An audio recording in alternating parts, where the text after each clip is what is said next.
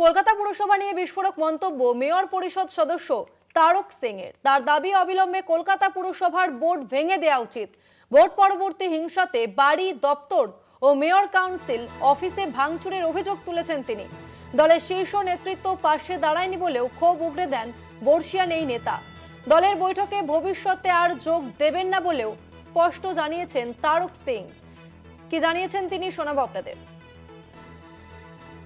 পৌরসভা সুষ্ঠুভাবে যারা জিতেছে তারা যদি না চালাতে দেয়, তারা যদি মনে করে এই পৌরসভাকে আমরা রাখবো না, হয় তারা ভেঙে দিক, আর নাহলে আমরা কাজ করতে পারছি না মানুষকে বলে রেজিগনেশন দিয়ে দিই। দুটোর একটা।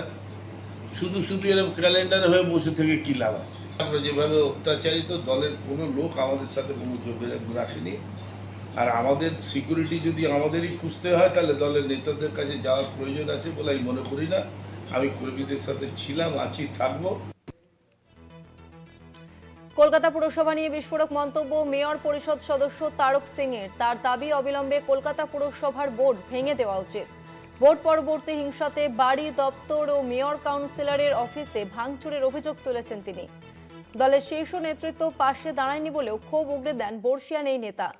দলের বৈঠকে ভবিষ্যতে আর কোনোদিনও তিনি যোগ দেবেন না বলে স্পষ্ট জানিয়েছেন।